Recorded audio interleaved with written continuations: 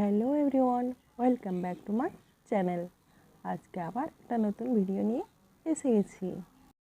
সারাদিন আমাদের ত্বকে কত রকম ধুলো বালি ময়লা জমা হয়ে থাকে। আমরা ফেস ওয়াশ করে আমাদের ত্বকটাকে সাফ করি, কিন্তু যে ধুলো বালি ময়লা আমাদের ত্বকের ভিতরে চলে গেছে সেইগুলোকে আমরা বের করতে পারি না। তার জন্য দরকার স্ক্রাবিং। বাজারে কত রকম স্ক্রাবিং আছে, সবার কিন্তু বাজারের স্ক্রাবিং সহ্য হয় না। তাই আজকে নিয়ে এলাম ঘরোয়া উপায়ের স্ক্রাবিং। চলো দেখে নিই কীভাবে বানাবো। প্রথমে এখানে চাল এক বাটি ভিজিয়ে রেখে দিয়েছিলাম পুরো রাত। সেইটাকে আমি মিক্সিতে করে পিষে গাঢ় একটা পেস্ট বানিয়ে নিয়েছিলাম।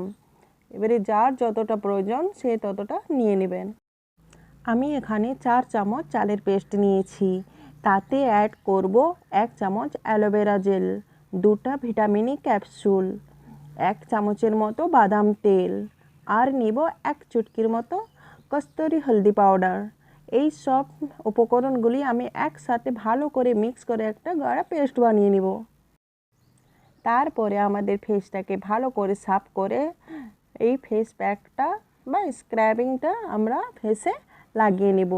লাগিয়ে 15 থেকে 20 মিনিট রাখার পর ভালোভাবে স্ক্রাবিং করে নেব। একটু ভেজা হাত দিয়ে ভেজা ভেজা করে স্ক্রাবিং করে নেব ভালোভাবে।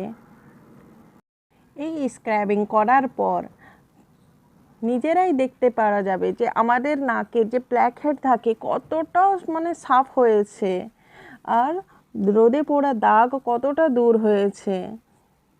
কোনো কালো দাগ ধব্বা ময়লা থাকলে সব সাফ করে দেবে একদিনেই, এর রেজাল্ট খুব সুন্দর আসে। এই উপকরণটি আমরা সপ্তাহে 2 দিন লাগাতে পারবো। এর কোনো ক্ষতি নাই, বরঞ্চ উপকারী হবে। Thank you so much, by.